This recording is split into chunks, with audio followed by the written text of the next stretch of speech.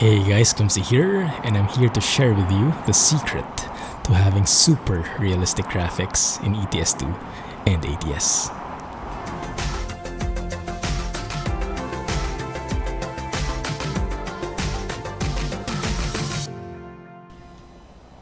From time to time in my videos, I receive comments asking about my graphics settings and how I was able to achieve this level of realism that you see.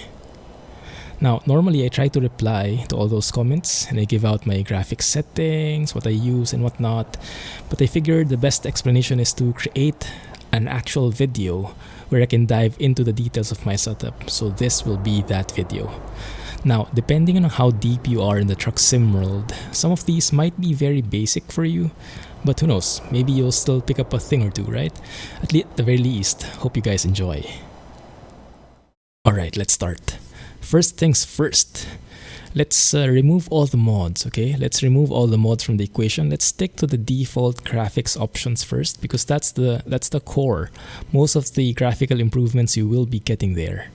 And what we're trying to achieve here is the perfect balance between graphics, the image quality, the beauty, and the performance, so we get a decent frame rate, because we don't want to play in a slideshow player, right? So we want decent frame rate and very acceptable graphics. So you might see that the graphics that you're seeing right now is not very good, and that's because I reset the graphics to start from the very beginning. I actually have low settings here. So to start off, go to your options, graphics screen, and you'll see resolution here, different parameters. Now the resolution will be up to you. It will be up to you to tweak this. It depends on your monitor, it depends on your capabilities, and this is something that I have to highlight. There is no one correct way of doing things. It's going to be different for each of our cases, because that's the amazing thing about computers. We all have different components, they play along differently with each other. So you'll have to figure out the right setup for yourself, okay? So this video is here to help you, to guide you find that right balance. And I will share with you the concepts, but what the actual settings need to be for your setup, that's going to be up to you, right? Anyway, so we start off, maybe when you look at the graphics screen, maybe it looks like this, maybe it looks like that, but let's start with the simple. Yeah, so initially, this can be a very good starting point for you. Just check out low, medium, high, or check out ultra. Just click it. Let's go from low to ultra immediately. And that will change the graphics settings. You'll get a confirmation from there. And you'll see immediately that the picture looks a lot better already. You know what? Let's compare that. Let's go to low, from low to ultra. So let's see how the picture looks. This is how low graphics looks like. It looks quite sad. And from the simple settings, this is how ultra looks like. A lot better, right? But still not the same level as how we first started the video, the preview that we had, the teaser.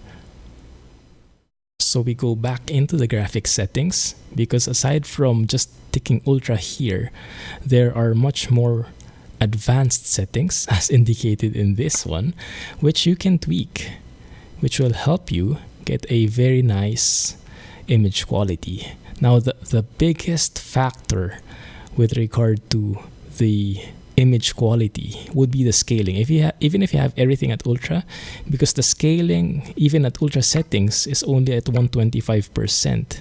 That's making things a lot more blurry, a lot blurrier. So if you compare 125, so we have a different option. We have a couple of different options here: 25, 50. Highest is 400. What I'm going to compare is 125 versus 400%. So let's go and first check how 125% looks like. All right. You see the jagged edges, the blurriness of the textures. And this is how 400% scaling looks. Yeah, so definitely much better. You will be able to notice this, especially when you zoom in and look at the text on your dashboard. So everything just looks crisper. And don't ask me about the technical details, but high level, what it does is I think it renders the textures at like 4 times. That's why we have 400% scaling. It renders it at 4 times and then makes it smaller again, so that you get a higher quality texture all over at the price of performance. Now, as you go with these tweaks, your system might not be able to handle everything anymore. So you might get choppiness. You start getting a slideshow feature here. So it all depends on you. You don't need 60 frames all throughout. Maybe 30 will be enough. Some maybe 20. My recommendation is stick to 30. If you go lower than 30, then maybe you need to lower your settings. And speaking of performance, there are some performance heavy settings in here which I want you to take note of. Now, for the best image quality, that will be 400% and the anti-aliasing enabled. But based on experience, we've found that the MLAA, this anti-aliasing, is not very good. It does not really improve the image quality that much, but it really hogs a lot of frame rate. It removes a lot of frame rate. So personally, I remove it. You know, it might make the image quality a bit less, but overall, it's going to be a lot better on your frame rate. So you might be able to achieve other graphical improvements with that. So what I'll do, let me turn off track IR here. I'll show you. This is how 400% scaling with MLAA looks like. And this is the one without. Now, do you notice any difference? I personally don't. Some people with keen eyes might notice a difference, but I'm telling you, it's a huge gain on performance. And personally, I'm willing to do away with it, you know. So my recommendation, remove MLAA. It just hurts performance a lot without bringing so much improvement on your graphics. So now let's move on to the other things. We have MLAA unticked. We have everything in high or ultra, as high as it would go. Now, as I mentioned, your system might not be able to handle this, so you'll have to dial down. Maybe you won't be able to go with ultra. Maybe you can only go to high, medium, or low. So you have to tinker with that, but I'm here to help you. If your system can handle it, then I would suggest these settings. Yeah, so go with high, ultra. Just take the lowest option, or no, the last option rather. If there's high, get high. If there's ultra, get ultra. The only exception would be mirror distance. And this can be pretty confusing because it looks very harmless. What this does, let's apply that, is it improves your mirrors, as it says. So if you look there, you see more things on your side mirror. You see those cars, even from afar. Because we have ultra, and of course we like that, but technically speaking, I'm not sure if I can speak technically, but technically speaking, what that does, the mirrors are one of the biggest performance hogs in the game, because how the engine handles it is the more mirrors you have, the more different angles have to be rendered, and this has to be re-rendered. Cannot be the same picture. So more mirrors, less FPS in general. That's the very basic rule. That's the layman's rule, which is the only limit I can understand. Okay, so yeah, that's the limit. And if you set your mirror distance to ultra, chances are sooner or later you will get performance problems, frame rate issues. So I highly recommend living. If you encounter those, now try ultra, fine, try ultra. Maybe you can live with it. Maybe your system can handle it. But if you start encountering frame rate problems, this is the first setting that I recommend you tweak. Stick to medium. There's a reason why ultra settings only go to medium. There's a reason why scaling is at 125. So these settings are good for quality, but they are huge performance hogs. If you cannot go with 400, stick to 300. I don't think there is a large difference between 400 and 300. Okay, anyway, let me go stick that to medium, the mirror distance, and we'll see how that changes things. right? Let's check that again. Let me compare how it looks with ultra distance, okay? So that is how ultra looks. You can definitely see a lot more objects on that side mirror. But yeah, it comes at a price. It comes at a huge price. Personally, for my rig, I cannot sustain this kind of setting, so I go to medium. But yeah, as I mentioned, your mileage may vary. The other settings don't really have a huge factor. Just play with them, but they're not very significant in terms of performance. So I just try to set everything to high and ultra. And that would already make your sim quite realistic. Yeah, that improves a lot. That scaling, that improves a lot already. Yeah, this looks not too shabby. But this is without any graphics mods yet.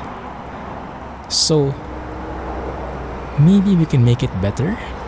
And yes, for sure, we can make it better using mods. Now, some people like using reshade. I'm not a fan of reshade because of the frame rate impact and because I'm just not a fan of third-party tools so much. I tried it before and it was a bit unstable for me. Now, you might prefer it, but personally, I would rather go with mods. Yeah? So in this video, we'll be going with mods. And when it comes to mods, I have mainly two recommendations for graphics improvements. Number one, and this is like my most essential mod, is Natural Lux. It's out already for ETS2. For ATS, it is coming soon to open beta, I think. But go and check out the mods list link in the video description on how to download it. Follow that, and you'll get an image from this look to this look. My goodness. Night and day difference, right?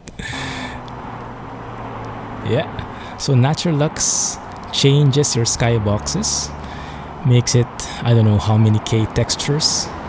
But you can see the realistic looking clouds. So many different skyboxes for cloudy, clear, sunset, rainy, night. All the different skyboxes. And it also changes the overall tint of the sim. In the beginning, in the vanilla, it's a bit more reddish hue. This one is a lot more natural, isn't it? Yeah, and you get a lot more natural tint as well when it comes to different times of the day, different climates, different parts of the world. So yeah, this is definitely one of my must-have mods out there that changes tint and weather, basically. It also changes some of the light flares, the rain effects. So it's a complete package for weather improvement and graphics tweaks overall. One more thing, the second mod that I recommend is Project Next Gen. Project Next Gen will improve your textures on the ground, on the trees, so that it can look from this to this.